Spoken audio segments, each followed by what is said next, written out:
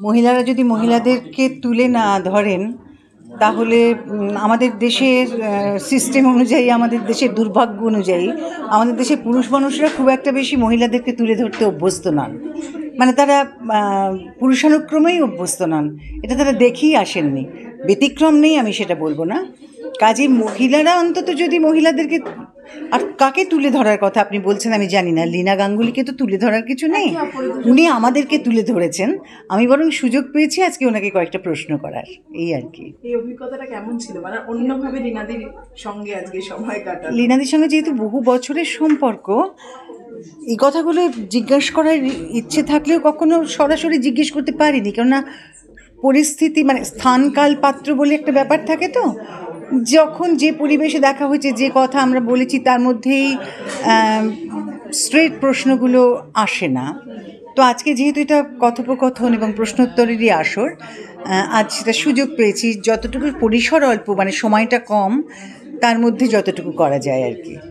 আর শেষ প্রশ্নে যে নোয়ার আড্ডা, এই কনসেপ্টটাকে নোয়া নিয়ে এসেছে, এখন তো কথা বলার এবং শোনার পক্ষের মানুষ অনেকটা কমে গেছে, এমন আড্ডা কি হয়? মানে কথা বলার লোক কমে গেছে আমার মনে হয় না, কথা শোনার লোক বরং বেশি কমেছে, আর কথা বোঝার লোক আরও বেশি কমেছে।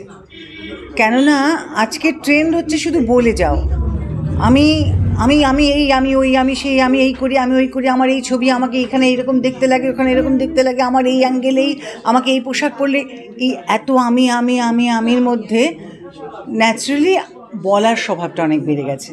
কিন্তু শোনা এবং বোঝা, এই দুটো মানুষের জীবনে অনেক বেশি জরুরি দেন বলা। সেটা বোধহয় আজকে লীনাদিও একবার বললেন যে অন্য কেউ বললে সুবিধে হয়, কথা বলার দায়িত্বটা অন্য কেউ নিয়ে নিলে আমার অবজারভেশনের সুবিধা হয়।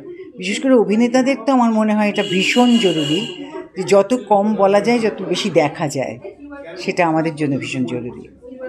লীনাদি মানে এখানে কাজ করি বলে বলছি না, যদি কখনো কোনো সমস্যাও হয়, যে আলোচনা, সেটা অভিনয় সংক্রান্ত হোক বা জীবনে চলার পথে অনেক সময় অনেক সিদ্ধান্ত নিতে বা অনেক বোঝাপড়ার সামিল হতে অনেক সময় আমাদেরও একটু পদস্খলন হয়ে যায় বা ভুল সিদ্ধান্ত নিয়ে ফেলি, সেই জায়গায় দাঁড়িয়েও কিন্তু উনি বন্ধুর মতো সবসময় হাত বাড়িয়ে দেন। সেটা সবার ক্ষেত্রেই করেন, ওনার ক্ষমতা অনুযায়ী, ওনার সামর্থ্য অনুযায়ী।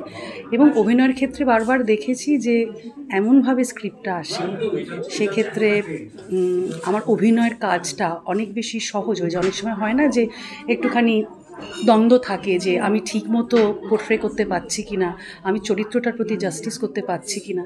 সেই সব ক্ষেত্রেও দেখেছি যে এমনভাবে উনি সাজিয়ে ফেলেন, যেটা ধরতে হয়তো সুবিধে হয় বা ধরতে অসুবিধে হলেও ওটার মধ্যে ঢোকার জন্য ওনার একটা হেল্প থাকে।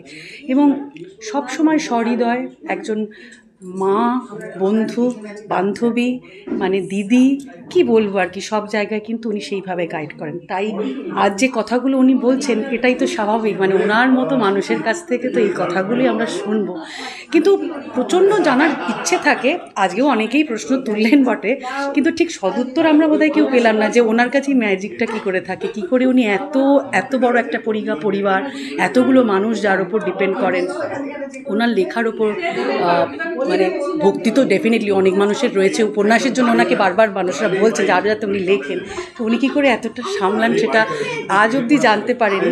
কিন্তু উনি এরকমই একজন মহিষী বলেই বোধহয় ওনাকে দেখে শেখার, জানার ইচ্ছেটা আছে এবং আগামী দিনেও থাকবে। ওনার ভালো এবং সুস্থতা কামনা করবো সবসময়। না, খুব একটা নতুনভাবে, মানে আমি দিদির সঙ্গে আমি 2010 সাল থেকে রয়েছি, এবং আমি বাইরে কাজ, তোমরা হয়তো যারা জানো তারা জানো যে আমি বাইরে কাজ খুব বেশি করি তা নয়, আমি খুব চেষ্টা করি দিদির সঙ্গেই কাজ করতে, কারণ দিদির লেখার ভেতরের গভীর অর্থ, সেটাকে আমি যার জন্য কখনো শব্দও পাল্টাই না। উনি যে ডায়লগ লিখে দেন, আমার সবসময় মনে হয় উনি কোনো একটা কারণে লিখেছেন এবং সেই ডায়লগটাই বলার চেষ্টা করি আমি সবসময়। ফলে দিদির সঙ্গে কাজ করতে সবসময় আমি স্বচ্ছন্দ বোধ করি। যে দিদি এটা বলছিলেন যে টেলিভিশন বেসিক্যালি প্রোটাগনিস্ট মেয়েরা হয়, সিনেমার ক্ষেত্রে ছেলেরা হয়, সেটা বলছিলেন। তো এটা ঠিক। আমার একটা প্রশ্ন করতে ইচ্ছাও করছিল যে মেল প্রোটাগনিস্ট হলে কি অসুবিধা হয়, মানে টেলিভিশন যদি হয়ও। কিন্তু টু সাম এক্সটেন্ট আমি নিজে অনেক বছর কাজ করার পরে আমি দেখেছি এই মুহূর্তে দাঁড়িয়ে, বিশেষ করে পোস্ট কোভিড যে সিচুয়েশানটা এসে দাঁড়িয়েছে, এই প্রশ্নটা আমার করার খুব ইচ্ছে ছিল যে একটা সময় 18, 19, 20, 21, 22 টিআরপি হতো। সে সময় প্রচুর ইষ্টকুটুমেরি হয়েছে, জলনুপুর হয়েছে, ইভেন কিরণমালা হয়েছে, প্রচুর টেলিভিশন শো হয়েছে যেগুলো হয়েছে, মা হয়েছে। তো আজকের দিনে দাঁড়িয়ে টেলিভিশন রেটিং এত কম আসে কেন? সেটা যে কোভিডের পরে এন্টারটেনমেন্ট ইন্ডাস্ট্রি খানিকটা তো ফল করেছে, এটা তো মানতে হবে। এবং আমাদের যে 750 সিনেমা হল ছিল যে সময়, কদিন আগে চিরঞ্জিত দাও সেটা বলছিলেন, আমি একটা কোনো একটা ইন্টারভিউতে শুনছিলাম যে 750 সিনেমা হল থেকে 40টা সিনেমা হলে নেমে এসছে। সেটা আমাদের মতন যারা প্রফেশনাল মানুষ তাদের পক্ষে খুব ক্ষতিকারক। এবং তোমরা যারা এন্টারটেনমেন্ট ইন্ডাস্ট্রিতে রয়েছো, যারা এই কাজটাই তোমাদের কাছে খুব মুখ্য, এবং তাদের সত্যি খুব উদ্বেগের কারণ যে এই পরিস্থিতিটা কেন। এবং আমার দিদিকে এটাই জিজ্ঞেস করার ইচ্ছে ছিল যে আপনি তো ভীষণ আশাবাদী মানুষ, নিশ্চয়ই বাংলা টেলিভিশন এবং বাংলা সিনেমা এবং থিয়েটার এবং এই বইয়ের কথা যে আলোচনা হচ্ছিল লেখক এবং পাঠক, আজকের দিনে দাঁড়িয়ে পাঠকের সংখ্যাটা কমে গেছে বলে এটা তোমাদের কি মনে হয় না?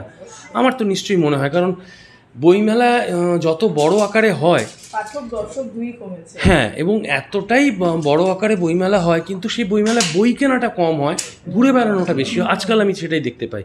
এবং তুমি যেটা দিদি বলছিলেন যে ইম্পর্ট্যান্ট 5 জন কবির নাম বলতে গেলে পারবেন না। আজকের জেনারেশন যেটা অদ্ভুত হয়েছে, সবটাই তো মোবাইলে চলে এসছে, এবং মোবাইলে চলে আসাতে যার যেটা প্রয়োজন সেটা তখন গুগল সার্চ করে দেখে নিচ্ছে। আমি জানি না এটা ভালো দিক খারাপ দিক হয়তো বা আছে, আমি এতটা অভিজ্ঞ নই, কিন্তু আমার কাছে, আমি একটু পুরনোপন্থী, আমার কাছে এখনও সেটাই পছন্দের এবং সেটাই ভালো লাগার জায়গা, যে এটা পোর্ট্রে করা হয় এবং যেটা সামনাসামনি দেখানো হয়, সেটাই খুব ভালো লাগার জায়গা আমার কাছে।